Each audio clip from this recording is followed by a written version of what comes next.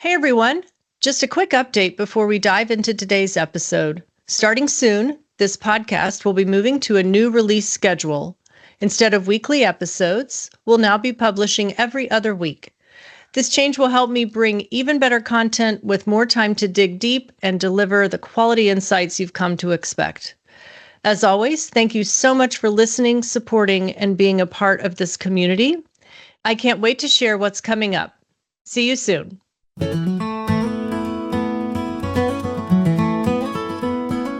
Hello and welcome to Workforce Wisdom. I'm your host, Christy Bray, Chief Customer Officer at PracticeLink.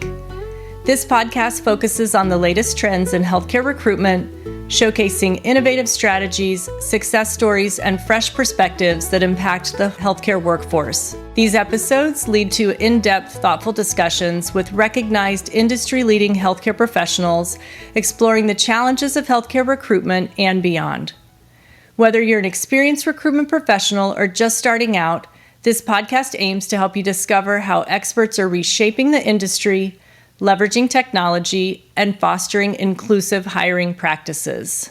On today's episode of Workforce Wisdom, Ken Allman, from Country Roads to Revolutionizing Recruitment. Welcome, Ken. Thank you, Christy. Great to be here. From a small apartment in St. Louis to the forefront of physician recruitment innovation, Ken Allman's story is anything but ordinary. In 1994, long before online job boards became the norm, Ken saw the potential of the internet to connect physicians and employers in a way no one else had imagined. That vision became PracticeLink, a platform that today serves hundreds of thousands of healthcare professionals and organizations nationwide. But Ken's impact does not stop with recruitment. He is also a community builder, spearheading historic preservation and economic revitalization through Mountainplex properties. His work bridges healthcare, technology, and social impact, making him uniquely positioned to talk about where physician recruitment is headed and why mission matters as much as metrics. In today's conversation, we will explore the moments that defined his journey, the innovations that have reshaped an industry, and the lessons he's learned about leadership, resilience, and the future of the healthcare workforce. Whether you're an experienced recruiter, a healthcare leader, or someone curious about building something with purpose, this episode is packed with insights you will not want to miss. Welcome again, Ken. Thank you, Kristen. Thank you again. So Ken, you initially studied biology, political science, community health, public medicine, and computer science at Alderson Broaddus University. What sparked your shift from those diverse academic interests toward management consulting and eventually founding PracticeLink? Thank you, Christy. Again, honored to be here. And it was kind of a small town story and not really knowing what the future might hold. I was kind of going pre-med, pre-law through undergrad, and microcomputers, PCs were new to everyone. And my dad and I had an interest in those computers that were available, maybe at your local Radio Shack or something. But no, it was just trying to make the best out of the opportunity and be ready for anything. So in 1994, which is just crazy to think about that, 31 years ago, you founded Physician Practice Network, later PracticeLink, in rural West Virginia. Is that accurate? Partially. At that point, while I was in graduate school, I was working part-time at a retail jewelry store. And I wasn't sure if circumstances were going to allow me to go on to medical school or not. So I took a full-time job with the jewelry company, and eventually I was transferred to St. Louis. That's kind of where the story begins.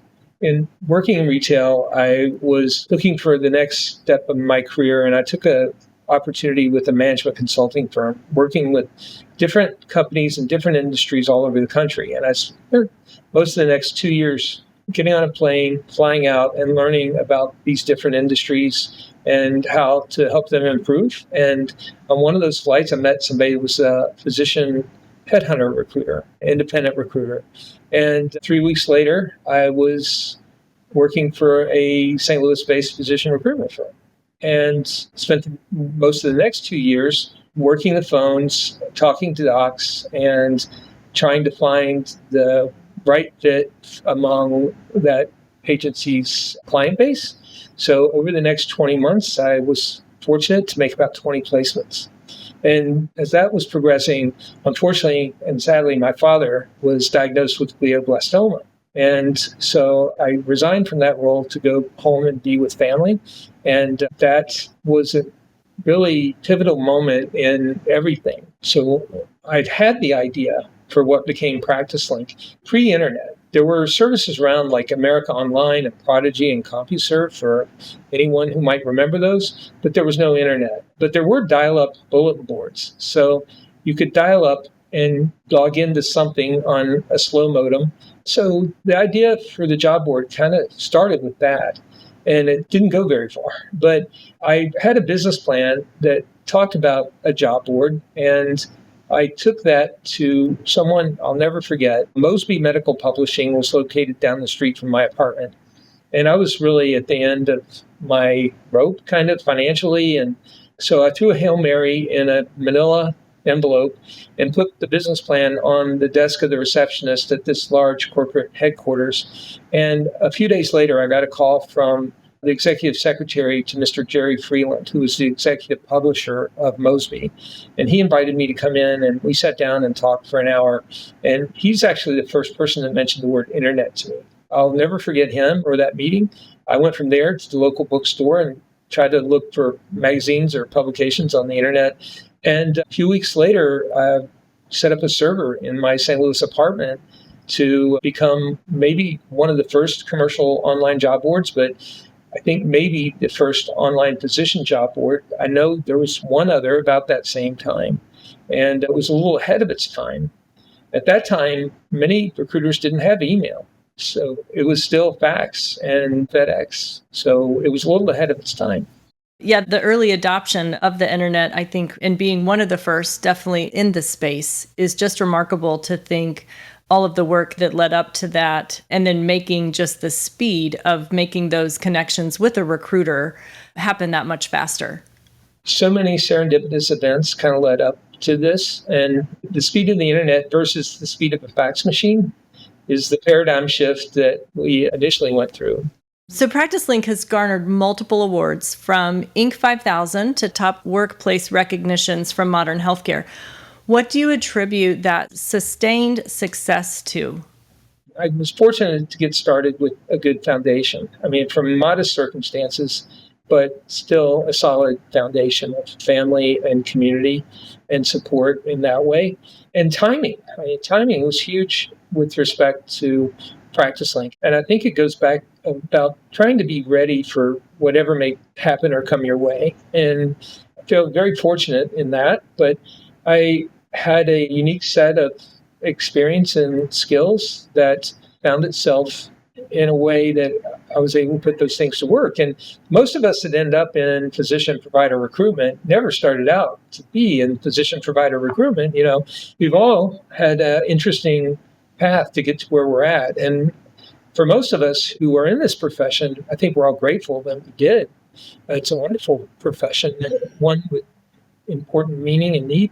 And for us, the business was really starting to outgrow me as it survived the first 5 years. And that's when I relocated out of my apartment to a small office building in Hinton, West Virginia, which is my hometown. And that is really where our primary headquarters is located still. At that point in my life, I didn't know where I would end up, so I was working from home. But we planted an office in Hinton and continued to grow from there. And as it grew, it was really starting to outgrow me. So I went to our HR director and our controller at the time, Megan and James. It's like, guys, I think I got to go back to school. So fortunately, Wash U and their Olin Business School was located a mile from my home in St. Louis. And so a week later, I enrolled about a week before classes started. And that's really, I think, what gave me a stronger foundation for managing a growing business to the best of my ability. And there I was exposed to things with respect to organization and leadership and organizational health. The Pat Lencioni book series of Five Dysfunctions of a Team and several other books played a big part in laying a healthy foundation for our company. A friend now who grew up a few blocks away from me in this tiny railroad town in Hinton became one of the leading consultants with Pat Lencioni. And a mutual friend connected us, and Brian Jones, his wife Melanie, they've been part of our extended team for more than a decade. So having those principles, I mean, I'll speak to this, so the ideal team is what we try to aspire to is trust, conflict, healthy conflict, commitment, accountability, and results. So how do you achieve that is a lot in your hiring. And so following those same principles, we look for humble, hungry, and smart in who we hire. So there's a book, The Ideal Team Player, from Pat Lencioni. The Ideal Team Player speaks to those values. And if you have the ideal team players, then you can put together ideal teams. And this company outgrew me a long time ago. And so it's really our teams that get all the credit. And we're a very team-centric company. Over the years, PracticeLink has really grown, as you've mentioned, like just the growth, but beyond the job board to include a magazine, active candidate database, career fairs, and then the guides for residents and fellows. Which of these innovations are you most proud of and why? Starting out as a job board and then taking some of what I learned as a search firm recruiter and applying that alongside a job board was pivotal, I think, in the moment. We were not waiting for residents and fellows to find us on this new thing called the internet. We were actively calling them from our call center in West Virginia and enrolling them in our platform. I think that was key. And we didn't start out with a lot of money. I mean, I had exhausted everything in my bank account to get to that point, but we were getting some traction just at the right time, in the nick of time, and was able to keep going. There's backstory there where my dad left behind a small life insurance policy, and I can't remember exactly how I went to my mom, and she gave me a significant portion of that small amount to keep the dream alive. And so she was and remains our only outside investor ever. So I would be wrong not to mention Rosemary on this call. Fortunately, she's still with us, and I can't wait for her to see our podcast. And what came after that was our active candidate database. And our active candidate database remains a unique part of the PracticeLink system. And we have many competitors in our marketplace. And more recently, after 20 years, we see that word popping up more so outside of PracticeLink.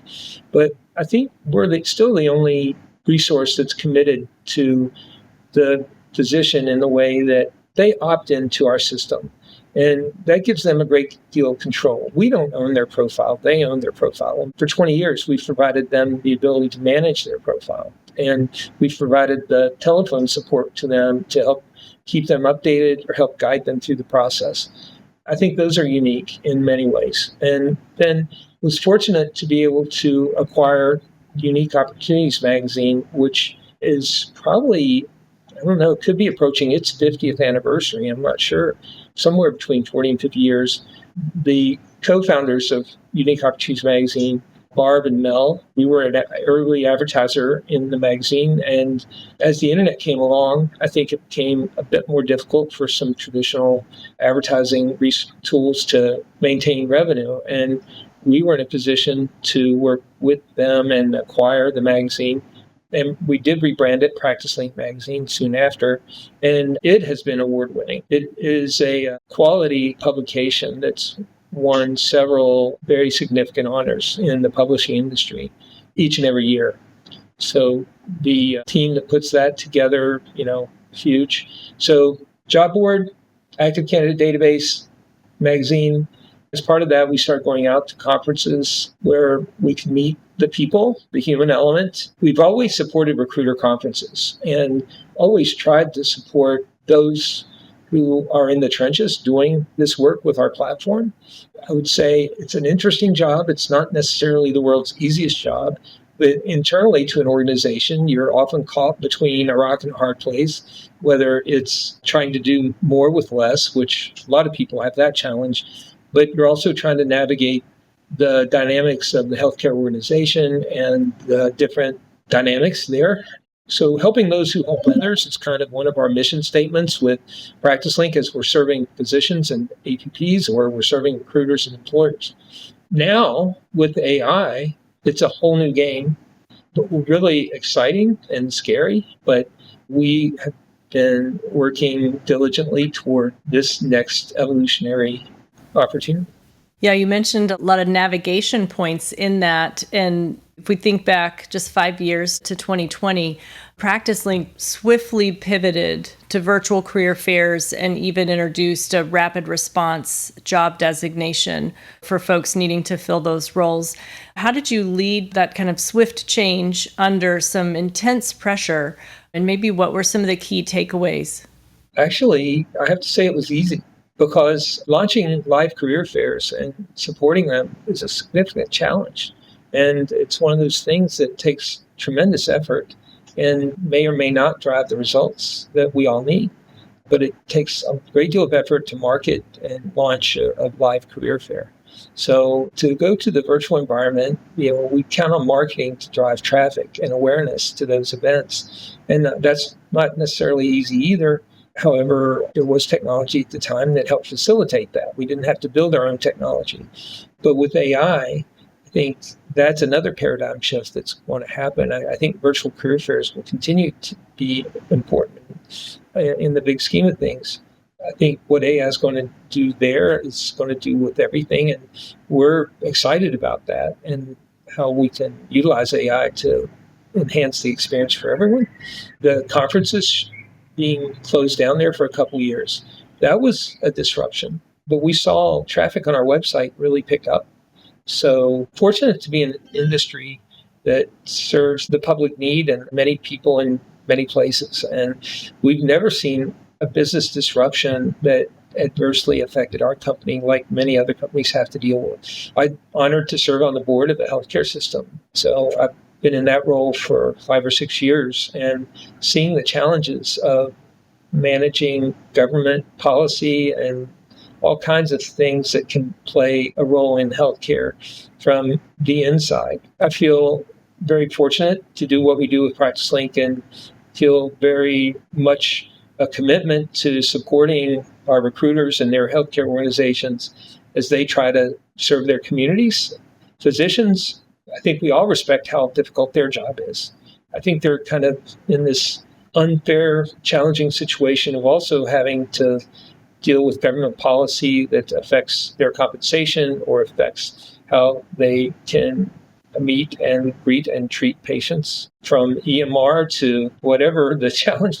That might be on the less significant side. So our job is to make everybody else's job easier. And if we're not doing that, then we're not doing our job.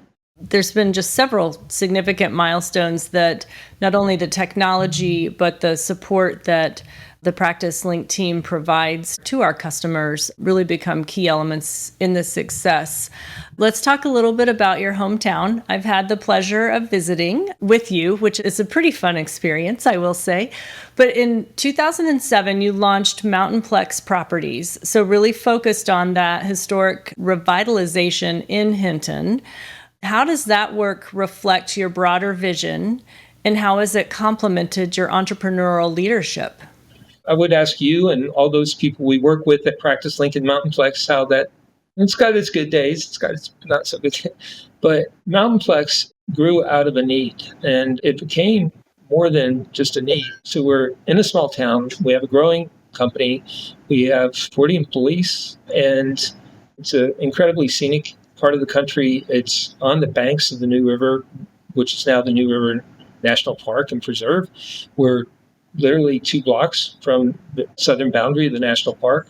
And it's a neat place that fell off the radar as the railroad industry kind of in that part of the country declined and interstates were built that bypassed us. But it was a great place to grow up, and I think it's still a great place to live and visit. And it's becoming more better every day.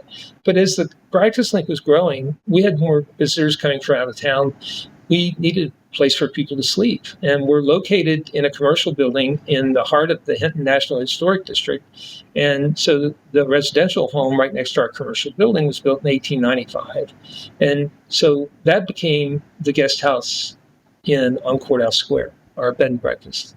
We expanded that footprint to include a few other neighboring homes, and that continues to operate now since 2007. So we need a place to sleep. And there was not a place to eat within walking distance of our office. We needed a place to eat. So we took a building that had previously served as a diner where my mom and dad first met. That is now the Market on Courthouse Square, half a block from our office. And we needed a place for people to meet. So the Ritz Theater that was built in 1929, we acquired for like $95,000, and we spent a year restoring it into one of the premium historic theaters in West Virginia. And that gave us a place to have annual get-togethers and other meetings and serve the community. All our businesses serve the community. Our businesses are designed to serve our neighbors and serve our guests that now come from all over. And then it did grow beyond that to other businesses where, in addition to the Guest House Inn on Courthouse Square and the Market on Courthouse Square and the Ritz Theater, where we have movies and live performances. A friend of mine from high school started a business called Otter and Oak, and that now has Otter Cafe. It's a great place to have a power meeting for coffee, as you said, in the second floor mezzanine looking over the beautiful streets. Let's see, we own 2 radio stations that you can find online at 98.3 Classic Hits and ESPN 102.3 Sports. Plugs there, shameless plugs. But all of this is because we have great teams. And we have great teams in St. Louis and Hinton. We have great teams, you in Nashville and others in other parts of the country. Just very blessed. And none of this would happen without that. You know me pretty well. You know it wouldn't happen. I appreciate you sharing that piece that we, over the years, have spent a lot of time together. And I was aware of the other pieces that you've provided to the community. You know, you've almost built like a little Google campus. It's just there in Hinton, West Virginia, with what you've done, just a little bit, but what you brought into that community. And I know it has definitely made a positive impact to those that live in the area and not only work for PracticeLink, but in the other areas that Mountainplex encompasses. To me, it's easier to be nice than mean. It's easier to be honest rather than the opposite of that. And that starts with your family, then your staff, then those you serve as customers. And it's just easier. And learning how to, but it takes some training and learning. I mean, I wasn't born with this, and our company wasn't born with this. It's having thought leaders and advisors who can share and help teach and guide along the way has made a big difference. Mountainplex, actually, we get probably more recognition for Mountainplex. Well, definitely in the mainstream. So we get recognition regionally for Mountainplex, and it earns us a place at the table in the state of West Virginia. And something I don't take for granted, but it's the team there that makes it happen. And for the handful of PracticeLink related folks, whether they're providers or customers that have had the opportunity to visit us there, when those worlds collide, it's wonderful.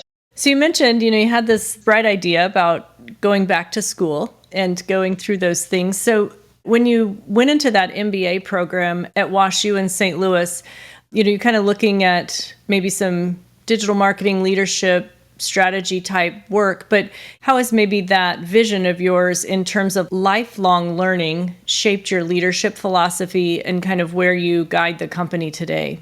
Not sure where that comes from, but part of my life story is I was single for a long time. And when I met my wife, when we initially met, she said, "I think you're too busy for a girlfriend, so check in with me later." So I was getting ready to go back to business school. So fortunate that we did reconnect as the end of school happened, but running a company, then several businesses, and going back to business school. But it's just, the learning has not stopped. I mean, at this point, I feel like I'm trying to get as much in as I can. And whether it's AI or, I see your piano behind you, I've got my guitar behind me, and there's so many avenues for learning now, online. And it's really an incredible, and we all know that. This is an incredible moment in time. It's pivotal in so many ways. But there's so much content out there. Some of it, you have to discern it a little bit. And it's a time of disruption. many people are going to go through disruption in their professional lives over the next, if they haven't already, over the next few months. And it's really a scary time that way for a lot of people. But we talk about this a lot. And as I thought about our interview here and everything we're trying to manage and make meaningful, I think instead of AI replacing people, and this is fairly common, do you hear this, that AI will not replace your job, but a person who knows how to use AI likely will. And I have a slightly different twist on that now we all have somebody working for us. No matter what your role is and what you do or where you are in your career, AI is working. If you know how to use AI, you have an employee who's working for you. And so if what you can delegate to AI, so you can use your other skills and talents that only a human can do, it's really about delegating to AI, not competing with AI. I think if you kind of get ahead of it to the point where you have enough skills, and learning how to prompt AI is part art, part skill. But if you can learn how to do that, now you've got something working for you. And I'm sure others have said that, but to me, that was a little more of an epiphany just in the last 24 hours, that as we have approximately 50 employees at PracticeLink, and each one of them is going to be touched by AI. I don't see us downsizing our staff because AI can do their job. I think we have to make sure that our staff knows how to do their job with AI so that we can continue to grow our company. So I don't know if that was on our agenda to talk about AI, but that was heavy on my mind. So. No, and I think it's great. For me, I was kind of shuffling the questions around a little bit because, as you look ahead, you touched on what I think is the largest emerging trend that we have, or the technology behind AI ever, right, in the history of humans. But as you think about that, how do you think people can adapt, or how does PracticeLink help influence recruitment in a way as we look towards the future with AI embedded as an assistant tool for folks when they're working? So my wife, Julie, and our 10-year-old son, Charles, and my 12 and 10-year-old nephews, and what does the future look like for them? What does the future look like for college graduates right now? So I think about them, but I also think about our customers, our recruiters, our clients, our friends. And we didn't launch an immediate response to AI. We're taking a step back and looking at really starting over again. And that is very neat to be able to do that. I feel very fortunate to be able to do that. So when you think about what AI can do to help make things easier, to help empower humans rather than replace humans, I don't think recruitment is one of those fields that maybe we can all use AI in the recruiting role to make us better and stronger. And PracticeLink's job is to provide those tools. So I hope that we see some of those things. We plan to unroll some of those things before the end of the year. And really, AI makes it possible to develop these things very quickly. So you can launch it, and if it works, awesome. If it doesn't work, maybe figure out the right prompt to tell it to change something that makes it work the next day. We've got a number of things planned for both recruiters and physicians APPs that leverages AI to their benefit. Did you know PracticeLink is not only home of the most widely used online physician job board, but we also have our own magazine? PracticeLink magazine has not only won several awards, including 2 ASBE Awards of Excellence in 2023, but it's also completely free. Over 375,000 physicians and residents receive copies of PracticeLink magazine each year, and you can too by visiting practicelink.com/magazine. That's practicelink.com/magazine. Thank you for listening. Now we'll return to the podcast. So PracticeLink always has been, remains free for physicians and advanced practice providers. So why was maintaining that value central to your vision? And then how has it influenced the company's culture and mission over time so that it is a free resource for those that are job seekers? When launching PracticeLink at a time when there were no job boards, you don't want to be the only person in the party if nobody else knows what you're talking about. But our price point started out very modest way back then, like very modest. It was a little bit of a risk to buy a service that hadn't yet proven itself. I'll never forget, and fortunately some are still with us and some have gone on, but I'll never forget that first 35 and that second 65 PracticeLink customers. The first 35 I'd probably worked with as a recruiter, and then the ones that came after that I met, and I'll never forget them. And if it wasn't for them, we wouldn't be here now. And we started out with a pretty modest price so we could minimize the risk for our friends and our recruiters. But then it became keeping the price as low as possible so we could have the most jobs on our platform as possible. And that strategy has worked for a long time. That when you look at the cost per job per month on PracticeLink, nothing comes close to that. Now, there's spin out there that, well, we have free job postings. Well, not if you really step back and look at what they're charging. And it's just a matter of how you spin it.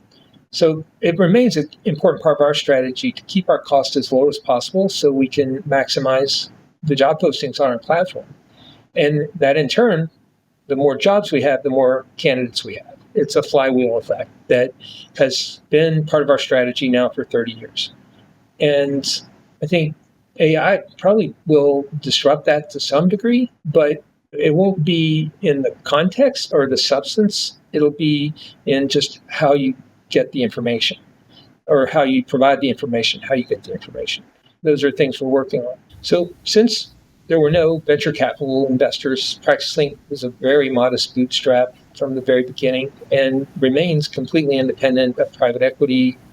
There was never outside financial stakeholders we had to please. We just had to be a sustainable business that could be a healthy and competitive business. So the strategy there is not how much can we charge when it comes to employers and recruiters, but in some ways, how little can we charge and still provide the results they need? Because I think, especially in recent times, when you're talking about dollars in the double digits or the triple digits, there's so much more at stake. By having unfilled positions, where we get into the tens and hundreds of thousands of dollars as far as recruitment costs are concerned. I always felt like it shouldn't cost $20,000 or $30,000 to recruit a resident, and it still shouldn't. It's a matter of providing a trusted platform where recruiters and providers can meet one another. And I don't think that's ever changed, and I don't think that ever will. So having the lowest possible cost for us, and not all recruiters may realize that, but if you use other job boards or other services and you compare it in that way, some people think we're too low, our price is too low. That how can you do what you say you can do at that price point when these other entities want to charge 5 or 10 times more? So it's funny how that works, but I understand the psychology of that, and I would have the same question. So physicians, I think, as a rule, my understanding is that a lot of startups that try to charge physicians for product or service struggle. And their best way of sustaining themselves is to pivot and have the HCOs pick up the cost of whatever it is. And so in the job board space, the physicians don't pay for access to, job seekers don't pay for access to any job board. Even, I think, can maybe become a little bit of a legal matter too. But the other things we do, like send out our magazine for free and things like that. I mean, it'd be nice if we had a subscription-based revenue model to support the magazine for a few reasons. But because we send it out for free doesn't mean that we don't care about the quality of the content and the look and feel and the photography or the videography now that is a part of the magazine. So fortunately, we have to explain to recruiters who aren't familiar with our product and service, which we're fortunate that many recruiters are, that we have really strong brand recognition in the recruitment community, but we still have to explain to the few that are new to it, how can you do it for that when everybody else is charging so much more? And then we have to charge to the conversation with the resident or a physician is, okay, what is your hidden agenda here? Why are you doing this for free? What are you not telling me? And we're not collecting a placement fee. We're not a staffing company. We're not a placement firm. We're a platform that uniquely provides education, activities, events, media to both our two-sided market, our employers and recruiters, and our physicians and candidates. So in a classic two-sided kind of market thing, employers pick up the costs that sustain our business and allow us to provide the service to both them and physicians. How have you, over the years, created that and maintained that engagement with the provider community? I know we've got some outreach efforts that we do there in the St. Louis area and obviously through our GME activities, but that seems to be a key element to what you've mentioned. Whenever I meet a physician for the first time, I have to ask them if they're familiar with PracticeLink. And sometimes they are and sometimes they're not. But over the last 20 years, more than 500,000 physicians have used PracticeLink in their effort to find their first or next job. I think there's about 1.2 to 1.3 million physicians in the U.S. right now. I'm sure some of those 500,000 are no longer in practice, but I think that means that my guess is roughly a third of all physicians in practice right now have been a part of PracticeLink. And many of our healthcare organizations, and especially some of the larger ones that track these things, tell us that we're responsible for 1/3 or more of their placements. But it's their in-house recruiters that use our platform that really make that happen. And our strategy has always been to be a trusted resource to both. So with physicians, we do not have a hidden agenda. With recruiters, we do not have a hidden agenda. We are, with physicians and the APPs, we are trying to inform and educate them so that they know the right way to look for an opportunity, so that it is a right fit for both the employer and for them. So that's what our magazine's all about. So our subtitle of our magazine is Career Advancement Resource. And so we focus on topics, 4 themed issues each quarter: quality of life and wellness, job search, job interview, contracts and compensation. And we complemented that with our first practice career guide. That's specifically targeting residents and fellows who need to start looking for their opportunity sooner rather than later. And by producing that kind of content, I think that helps build our brand, build trust. And I think those employers that are found in the pages of that magazine, some people might consider it antiquated. And I think that for some it might be, but for others, it's still unique, a way of promoting themselves. So I think maintaining that relationship with physicians on a grand scale is mostly about maintaining trust. If we make a mistake, we have to own it. And for whatever reason, if somebody's not happy, the worst thing you can do is not call them back. And that kind of thing doesn't happen often, thank goodness. But just conceptually, golden rule, you treat others the way you want to be treated. It is fun whenever we travel or we're hosting our booth at an event and how recognizable the magazine has become within definitely the residents and fellows. But you always get someone who comes up and said, oh, yeah, I get that. My program coordinator gets those magazines, or, yeah, I found my job on. So it is a fun conversation piece that we know it's an investment, right, for the company to keep printing magazines, but it is meaningful to help provide that resource and education. So it provides a foundation for us to build a significant digital strategy on. And so we're very intentful about expanding our digital strategy. We've recently added some wonderful people to the PracticeLink Media team to help us expand on the magazine, on the guide, and on our recruitment newsletter. And this is an example of that expansion. This podcast, other podcasts, that Charlie Lowry's Survive and Thrive Residency podcast, you guys are both pulling in incredible numbers. And I'm so proud of you guys and our team. And we have others planned. So we're expanding our media footprint in order to expand awareness about PracticeLink. And the real purpose behind that is to expand awareness of our constituent employers and their opportunities. That's really what it's all about. And helping the physicians find the job that's best for them and their families. Drawing from your journey from pre-med to startup founder to community leader, what advice would you share with early career professionals exploring entrepreneurship in healthcare or social impact spaces? So even 3 decades later, I still play an active role in our product development. And startup companies approach us on a regular basis about partnering with them or supporting them in some manner. So we've come up with a framework to try to put a lens on our investments, whether we're investing in product enhancements or in startup companies. And that doesn't matter what industry or what it is, but it's a framework based on several very popular papers and books. One is, there's an author named Clayton Christensen who wrote a book called The Innovator's Dilemma. This is one of those business school things I was introduced to. And The Innovator's Dilemma, really, something closely related to that is the job to be done and the related jobs to be done. So our recruiters have a job to be done, and they're our hero. So now I start to blend in, I'm going a little deep here, but now we start to blend in the Story Brand Framework, which is another great book by Donald Miller, one of your Nashville neighbors, maybe not in the same neighborhood. And I've been to his seminar in Nashville. It's wonderful. So I'm mentioning these individuals who I think have played a significant part in my life, in our company.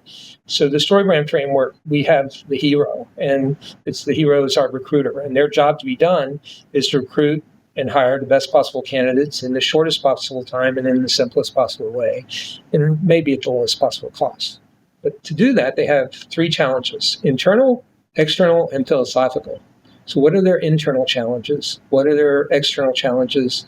What are philosophical challenges? Internal challenges might be funding, or it might be political dynamics, or issues like that. External dynamics might be supply and demand for a certain specialty, or how to reach them, could be.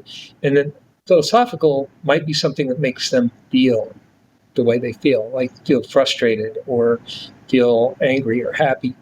And then they have related jobs to be done of sourcing, marketing, interviewing, reference checking. Then you put all that together and you need a plan to deal with that.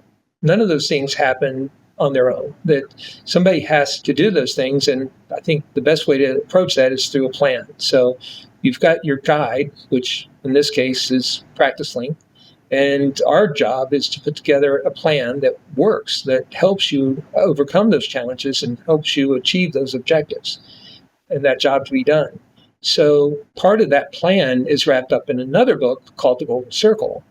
And the Golden Circle is the what, why, and how of why people do things, how they do them, what they do, how they do them, but most importantly, why they do them. So that framework we bring to everything we touch when it comes to what the job we do every day and the decisions we have to make along the way.